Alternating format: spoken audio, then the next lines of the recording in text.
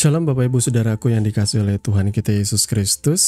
Berjumpa kembali di dalam program seri pendalaman Alkitab. Bersama saya Billy Elia yang akan mengajak saudara selama kurang lebih 10-30 menit ke depan. Kita bersama-sama akan membaca dan merenungkan kebenaran firman Tuhan. Perikop demi perikop dimulai dari perjanjian baru. Dan di dalam seri pendalaman Alkitab kali ini kita memasuki perikop yang ke-130 yang kali terambil dari Injil Matius pasal 28 ayat 1 sampai dengan ayatnya yang ke-10. Apabila Bapak Ibu Saudara sudah mempersiapkan Alkitabnya masing-masing, saya mau mengajak kita untuk membaca dan merenungkan kebenaran firman Tuhan bersama-sama. Matius 28 ayat 1 sampai dengan ayat yang ke-10 dengan judul perikop Kebangkitan Yesus. Setelah hari Sabat lewat, menjelang menyingsingnya fajar pada hari pertama minggu itu, pergilah Maria Magdalena dan Maria yang lain menengok kubur itu. Maka terjadilah gempa bumi yang hebat, sebab seorang malaikat Tuhan turun dari langit dan datang ke batu itu dan menggulingkannya, lalu duduk di atasnya. Wajahnya bagaikan kilat dan pakaiannya putih bagaikan salju. Dan penjaga-penjaga itu gentar ketakutan dan menjadi seperti orang-orang mati. Akan tetapi malaikat itu berkata kepada perempuan-perempuan itu, "Janganlah kamu takut, sebab aku tahu kamu mencari Yesus yang disalibkan itu. Ia tidak ada di sini, sebab ia telah bangkit, sama seperti yang telah dikatakannya. Mari lihatlah tempat ia berbaring. Dan segeralah pergi dan katakanlah kepada murid-muridnya bahwa ia telah bangkit dari antara orang mati. Ia mendahului kamu ke Galilea, di sana kamu akan melihat dia. Sesungguhnya aku telah mengatakannya kepadamu." Mereka segera pergi dari kubur itu dengan takut dan dengan sukacita yang besar dan berlari cepat-cepat untuk memberitahukannya kepada murid-murid Yesus. Tiba-tiba Yesus berjumpa dengan mereka dan berkata, "Salam bagimu." Mereka mendekatinya dan memeluk kakinya serta menyembahnya. Maka kata Yesus kepada mereka, "Jangan takut. Pergilah dan katakanlah kepada saudara-saudaraku supaya mereka pergi ke Galilea dan di sanalah mereka akan melihat aku." Amin. Mari kita berdoa untuk kebenaran firman Tuhan. Bapa di dalam nama Tuhan Yesus, terima kasih karena Engkau memberikan kami kesempatan bersaat teduh di kesempatan kali ini Tuhan untuk merenungkan kebenaran firman-Mu di dalam program seri pendalaman Alkitab. Bapa, kami mohon hikmat dan pengertian daripada Engkau, dinyatakan, mencelikan mata setiap kami, membukakan hikmat dan pengertian, sehingga kami boleh memahami apa yang jadi maksud dan kehendak-Mu. Di dalam dan demi nama Tuhan Yesus kami berdoa. Haleluya. Amin. Saudaraku yang dikasihi oleh Tuhan kita Yesus Kristus, saat kebenaran firman Tuhan ini saya sampaikan, ini masih belum hari perayaan Paskah ya. Tapi saat video ini tayang, perayaan Jumat Agung dan Paskahnya sudah lewat.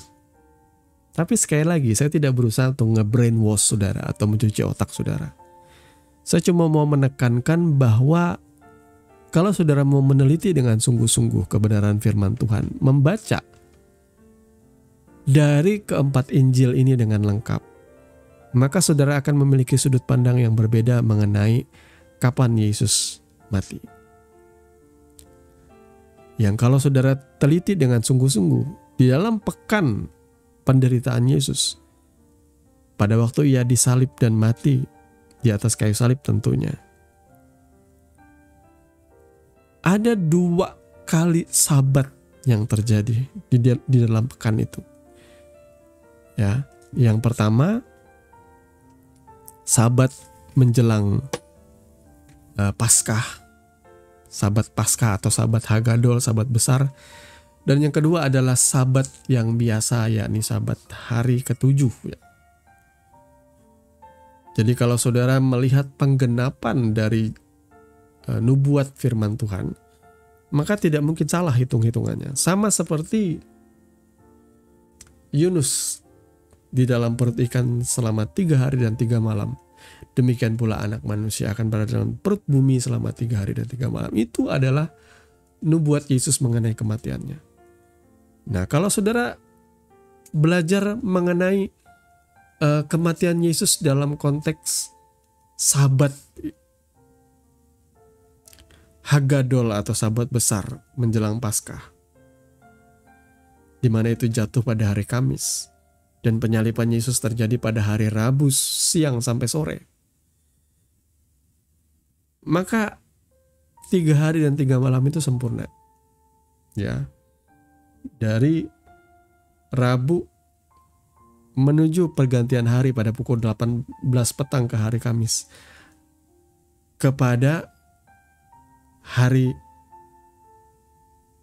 pergantian hari ketiga ya. Rabu Kamis, kemudian Kamis Jumat, Jumat Sabtu, Sabtu Minggu, itu 3 hari 3 malam tepat.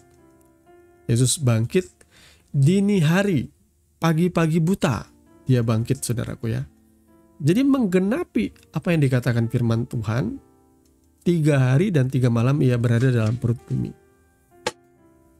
Jadi Bapak Ibu Saudaraku yang dikasih oleh Tuhan kita Yesus Kristus, kalau kita masih memperingati hari Jumat Agung, ya tidaklah salah juga.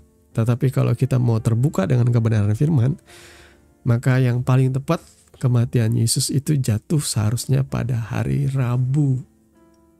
Rabu ya. Kalau di Katolik ada yang namanya Rabu Putih.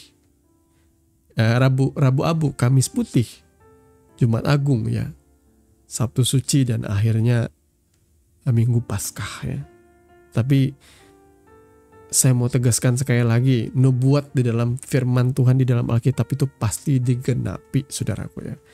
Termasuk ketika Yesus berkata bahwa berkali-kali ia berkata bahwa ia akan mati, ia akan menderita, dia akan dianiaya, kemudian mati, dan pada hari ketiga dia akan bangkit. Kemudian nubuat ini tidak mungkin tidak digenapi, saudaraku ya. Karena di sini terbukti bahwa kemudian pada waktu murid-murid Yesus yang perempuan ini, yakni Maria Magdalena dan Maria yang lain itu membawa rempah-rempah yang sebenarnya sudah mereka beli. Sudah mereka beli karena ada penjelasannya setelah Sabat. Ada kata-kata setelah Sabat mereka membeli. Ada juga kata-kata yang sebelum Sabat, saudaraku ya. Kalau saudara membaca keempat Injil itu dengan jelas. Maka di sini kok ada 2 Sabat? Apakah ada salah penulisan? Ternyata enggak. Sabat yang satu itu Sabat Hagadol yang jatuh pada hari Kamis, Sabat Paskah. Dan Sabat yang satu adalah Sabat yang biasa yang jatuh pada hari Sabtu atau hari ke-7. Jadi ini sudah dipersiapkan. Rempah-rempah yang mereka mau bawa ke kuburan Yesus sudah mereka siapkan, saudaraku. Di dalam Injil Lukas juga ditulis, sudah dipersiapkan. Kemudian terjadilah gempa. Mendadak terjadi gempa bumi yang hebat karena ada malaikat Tuhan turun. Bayangkan itu manifestasinya sampai membuat gempa, saudaraku, bayangkan. Baru ada malaikat doang yang turun, saudara. Gimana kalau Tuhan sendiri yang turun? Yang gentar nggak cuma bumi, saudaraku ya. Langit, bumi, dan segala semesta ini gemetar, saudara ya. Pakaiannya putih bagaikan salju. Dan ketika penjaga-penjaga itu, kita sudah membaca di perikop sebelumnya bahwa ada penjaga-penjaga yang diperintahkan oleh Pontius Pilatus atas permintaan pemimpin-pemimpin agama, imam-imam kepala ya, saudaraku ya. Mereka meminta prajurit itu bisa menjaga kuburan Yesus. Dan itu dipenuhi oleh Pontius Pilatus. Akhirnya kuburan Yesus dijaga. Tapi kemudian ini yang terjadi. Malaikat datang dan membuat satu gempa bumi yang menakutkan sampai mereka seperti orang mati, katakan. Seperti orang mati. Seperti orang mati saking takutnya melihat malaikat Tuhan. Saudaraku, tapi malaikat Tuhan yang berkata kepada murid-murid, jangan takut. Kepada senturion atau kepada prajurit-prajurit itu biarin aja mereka takut. Tapi kalian jangan takut. Saudara ya, janganlah kamu takut sebab aku tahu kamu mencari Yesus yang disalibkan itu. ia tidak di sini, ia sudah bangkit. Seperti yang telah ia katakan. Jadi Yesus bangkit menggenapi nubuatnya sendiri saudaraku. Dan nubuat yang ada dalam perjanjian lama. Ia bangkit dari maut. Karena ia bukan manusia biasa. Ia bukan manusia yang dituhankan umat Kristen. Ini adalah hakikat daripada Kristus. Yesus adalah Tuhan dan Juru Selamat. Karena kematian tidak bisa mengalahkan dia. Saya percaya sebelum Yesus bangkit tidak ada kebangkitan orang mati. Karena Yesus adalah yang sulung. Akibat dosa Adam membawa kematian bagi seluruh generasi, bagi seluruh keturunannya. Tetapi karena ketaatan Yesus di atas kayu salib, ia rela mati menyerahkan nyawanya. Ia mati demi dosa-dosa kita. Tapi kemudian ia bangkit sebagai yang sulung. Sehingga setiap orang mati itu pasti akan mengalami kebangkitan sama seperti Yesus. Itu bagi saudara yang percaya kepada dia. Maka kematian yang kedua tidak berlaku. Saudaraku, saya mau bicara soal kebangkitan walaupun sudah lewat sepekan ya. Hari kematian dan kebangkitan Yesus sudah lewat sepekan.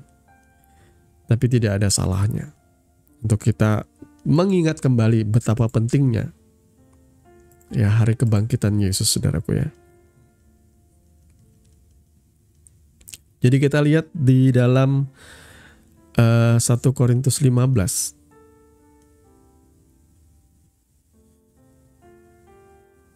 Yang berkata begini, ayat 12 ya. Jadi bila mana kami beritakan bahwa Kristus dibangkitkan dari antara orang mati, bagaimana mungkin ada di antara kamu yang mengatakan bahwa tidak ada kebangkitan orang mati? Kalau tidak ada kebangkitan orang mati, maka Kristus juga tidak dibangkitkan. Ini pikiran mereka, saudaraku ya. Kalau saudara membaca konteks, ini adalah pikiran orang. Bila mana kami beritakan bahwa Kristus dibangkitkan dari orang mati, bagaimana mungkin ada di antara kamu yang mengatakan bahwa tidak ada kebangkitan orang mati? Memang ada orang yang, golongan yang memang menolak kebangkitan orang mati ya, ada. Ya, mungkin orang Farisi itu menolak ya. Sementara orang Saduki itu percaya sama kebangkitan orang mati, saudaraku ya. Kalau tidak ada kebangkitan orang mati, maka Kristus pun tidak dibangkitkan. Itu pikiran mereka. Ini sedang bicara masalah pikiran mereka konteksnya. Tetapi andai kata Kristus tidak dibangkitkan, seandainya Kristus itu nggak dibangkitkan dari kematian, saudara ya, maka sia-sialah pemberitaan kami dan sia-sia jugalah kepercayaan kamu. Ya, saudara perhatikan ya. Seandainya Yesus itu tidak dibangkitkan, sia-sia berita Injil itu, kabar baik, kabar sukacita itu buat apa kalau Yesus nggak bangkit? Berarti dia sama seperti manusia yang lain, sama seperti tokoh-tokoh agama yang lain, sama seperti tokoh-tokoh besar dari keyakinan-keyakinan lain, yang akhirnya ketika mati ya mati, terlupakan, yang kalah atas maut. Tapi Yesus tidak. Ini yang membuatnya berbeda. Andai kata Kristus tidak dibangkitkan, sia-sia pemberitaan kami, kata Paulus. Sia-sia jugalah kepercayaan kamu. Sia-sia iman kita, saudaraku. Ya, and if Christ be not risen, then is our preaching vain, and your faith is also vain. Jadi saudaraku, kalau Kristus tidak dibangkitkan, sia-sia iman kita menjadi orang percaya. Kita mengimani apa? Berarti ya kita semua ya mati. Udah gitu saja, tamat cerita. Tapi enggak. Yesus dibangkitkan. Ya, saudaraku ya. Lebih daripada itu kami ternyata berdusta terhadap Allah. Karena tentang dia kami katakan bahwa ia telah membangkitkan Kristus. Catatannya padahal tidak membangkitkannya. Kalau andai kata benar bahwa orang mati tidak dibangkitkan. Sebab jika benar orang mati tidak dibangkitkan, maka Kristus juga tidak dibangkitkan. Dan jika Kristus tidak dibangkitkan, maka sia-sialah kepercayaan kamu dan kamu masih hidup dalam dosamu. Demikianlah binasa juga orang-orang yang mati dalam Kristus. Jadi saudaraku ya, kalau Kristus tidak dibangkitkan, kita juga tidak dibangkitkan. Sia-sia kepercayaan kita. Dan kita masih hidup dalam dosa-dosa kita. Tidak ada kemenangan atas maut. Karena sengat terakhir dari dosa itu ialah maut. Kalau maut itu sudah dipatahkan, dikalahkan, maka dosa itu juga sendiri dengan sendirinya tidak akan, ya saudaraku, tidak menjadi satu momok yang menakutkan lagi bagi kita. Kita bisa mengalahkan dosa itu. Kita bisa menolak dosa itu. Karena Kristus sudah mati dan bangkit, mematahkan setiap kutuk dosa di atas kayu salib. Bapak Ibu Saudaraku yang dikasihi oleh Tuhan kita Yesus Kristus, kebangkitan itu penting sekali. Ya, iblis selalu berusaha menakut-nakuti kita dengan momok terakhir, yakni kematian. Kematian, siapa yang tidak takut mati, saudaraku? Mungkin ada di antara saudara yang mengalami fobia terhadap kematian. Takut mati. Apa yang akan terjadi dengan saya? Apakah saya akan menjadi kehampaan setelah saya mati? Ya sudah, saya dilupakan. Hilang begitu saja, atau diblip seperti itu hilang, saudaraku ya. Seperti Thanos menjentingkan jarinya dan saudara tiba-tiba berubah jadi debu dalam sekejap. Kalau itu ceritanya akan terjadi kalau Yesus tidak dibangkitkan. Masalahnya Yesus dibangkitkan, saudaraku ya. Dan dia menyatakan kebangkitannya kepada murid-muridnya. Karena apa? Karena memang perlu. Karena dengan kebangkitannya, dia meneguhkan murid-muridnya yang sudah lemah imannya, yang kocar-kacir tadinya, yang sudah mulai amburadul kembali kepada profesi ya semula mereka. Mereka sudah kehilangan pengharapan karena mereka berharap Yesus akan menjadi raja bagi Israel. Tapi ternyata pengharapan mereka patah ketika Yesus disalibkan dan mati. Sebagaimana Yesus menyatakan dirinya kepada murid-muridnya. Itu juga pesan firman Tuhan hari ini kepada saya dan saudara. Bahwa Yesus bangkit. Bersukacitalah. Yesus bangkit. Bersemangatlah. Bangkitlah. Karena kebangkitan Yesus itu menjadi titik awal kebangkitan kita. Kebangkitan tidak cuma bicara soal setelah kita mati kita dibangkitkan oleh Tuhan. Tidak cuma soal itu. Kebangkitan itu bicara soal manusia rohani kita yang tadinya mati oleh karena dosa, mengikuti kutuk Adam dan Hawa yang jatuh dalam dosa. Tapi ketika kita sudah mengalami kebangkitan, manusia rohani kita pun dibangkitkan dan hidup dan bisa terhubung dengan Allah. Maka kita bisa menjadi pribadi yang bergaul dengan Tuhan. Itu adalah makna kuasa kebangkitan yang sejati. Jadi Bapak Ibu Saudaraku yang dikasihi oleh Tuhan kita Yesus Kristus, kematian tidak lagi menjadi momok. Kematian menjadi jalan bagi kehidupan yang baru. Tetapi yang saya bicarakan di sini adalah kematian rohani. Sudah dipatahkan oleh Yesus sehingga kita boleh mengalami yang namanya kehidupan baru bersama dengan Kristus, mengenakan manusia yang baru, yang lama sudah berlalu dan yang baru sudah datang. Ketika kita mengenakan manusia yang baru ini, kita bisa menolak kuasa dosa itu. Kita bisa berkata no sama dosa. No sama keinginan-keinginan jahat. No sama sifat-sifat duniawi. Karena kita punya kuasa kebangkitan dalam hidup kita. Tuhan kiranya memberkati kebenaran firman-Nya dan mari kita berdoa. Bapa, di dalam nama Tuhan Yesus, terima kasih Tuhan. Kami mengucap syukur untuk kebenaran firman-Mu yang boleh memerdekakan dan menjelikan setiap kami. Tolong kami Bapa agar kami memahami apa yang menjadi maksud dan kehendak-Mu. Tolong kami juga untuk menghidupi kebenaran firman yang penuh rasa takut dan hormat kepada Engkau Tuhan. Segala puji syukur kepadamu kami kembalikan. Terima kasih kalau kami boleh bertumbuh hari ini oleh kebenaran firman-Mu Bapa. Berkati anak-anak-Mu supaya mereka diperlengkapi terus dengan rasa haus dan lapar akan kebenaran. Dan mereka dengan rela hati, dengan sungguh hati bertumbuh menuju kepenuhan, yakni Kristus Yesus yang sejati. Di dalam nama Tuhan Yesus kami berdoa. Haleluya. Amin. Bapak Ibu Saudaraku yang dikasihi oleh Tuhan kita Yesus Kristus, terima kasih untuk saudara yang sudah tetap setia mengikuti channel ini dan mendukung kami di dalam doa. Besar harapan kami, Bapak Ibu Saudara tetap setia mengikuti Tuhan dan boleh membagikan semangat dan sukacita ini kepada saudara-saudaranya yang lain. Sampai bertemu lagi di dalam seri pendalaman Alkitab yang berikutnya. Saya Billy Elia pamit. Biarlah kiranya kasih, damai dan sukacita oleh Tuhan Yesus Kristus berlimpah dalam kehidupan saudara senantiasa. Shalom.